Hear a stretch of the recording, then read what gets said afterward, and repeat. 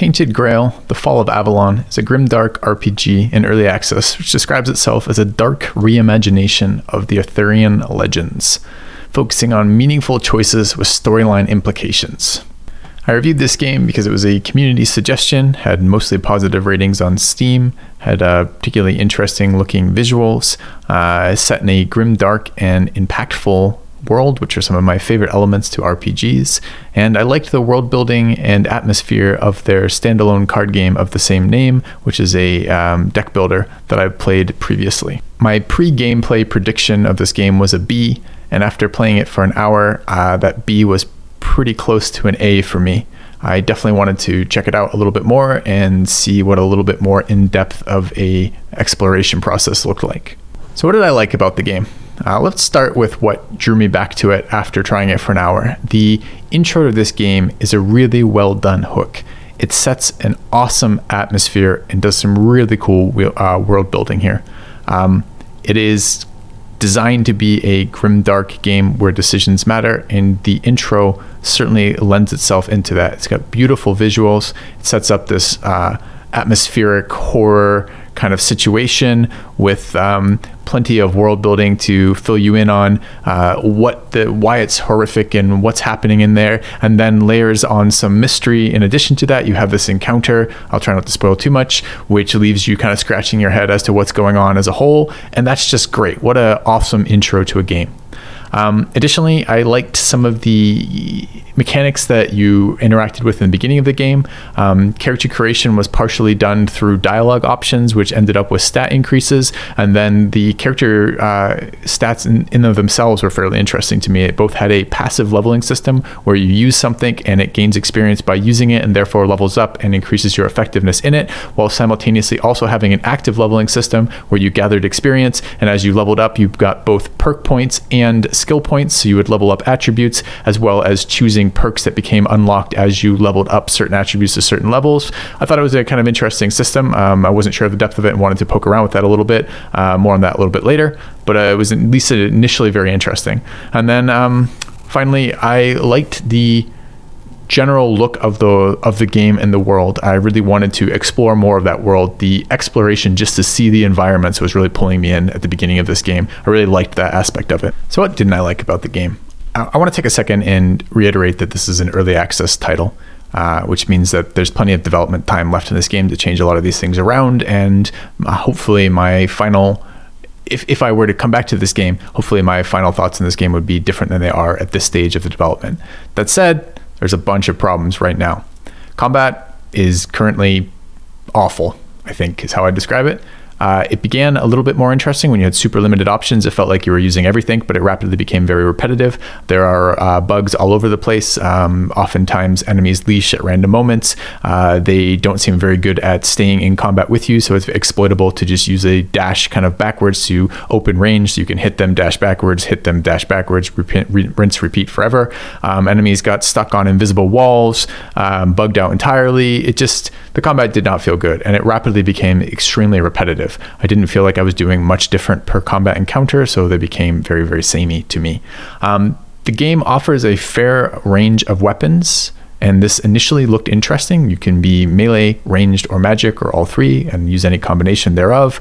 Melee weapons come in all sorts of different varieties, from heavy to light, with different secondary and primary attacks associated with those, and different skills and levels that you might want to take that relate to that. Armor is very similar in that regard. Armor is a trade-off between mobility and defensive-ness, and there are both elemental as well as physical damages and this type of thing all around. Seems like it should be pretty good, but in reality, didn't play that way.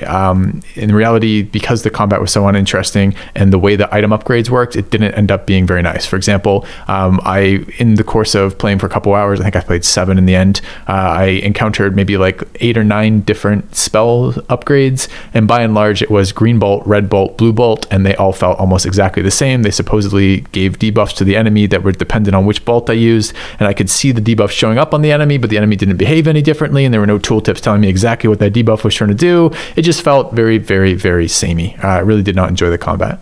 The world also felt dead, which is too bad because the intro area didn't feel dead at all. The intro area felt extremely interactive to me and was initially what hooked me in. But once I left the starting area to basically the first zone you're in, it's some of the things I don't like to see in RPGs. It's NPCs who stand in one spot, who are there's too much personality to each of these like random guys who are just like extremely divergent individuals that makes for like these one-off quests. There's the standard kind of fetch and collect and kill quests that are so god-awfully boring that you've done 1,000 times in every other RPG. The world didn't feel alive to me. It felt extremely static and extremely one-dimensional when I started playing it, which was too bad. I also really disliked the trash collector inventory system.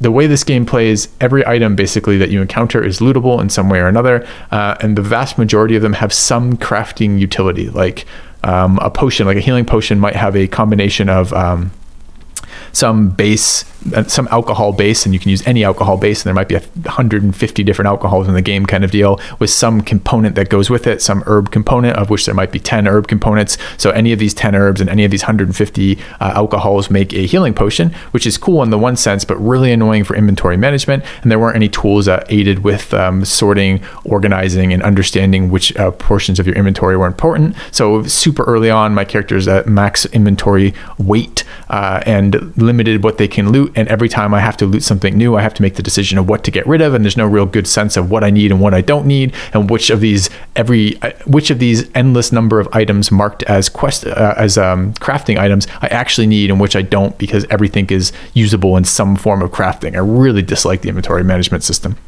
I also found that leveling was fairly uninteresting in the end of it.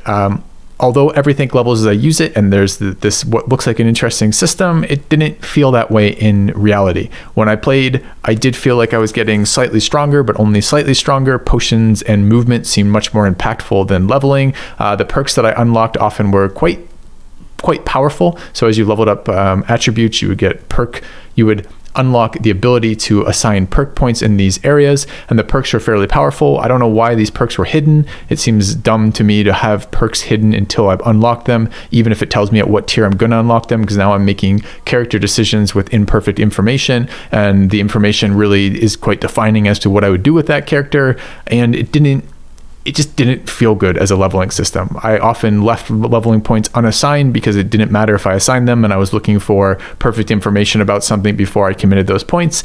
The leveling just felt like an afterthought to me. It didn't feel good at all. And then finally, the storyline was just not very interesting. They led me in with such this really cool, interesting hook to begin with, and never elaborated on it again.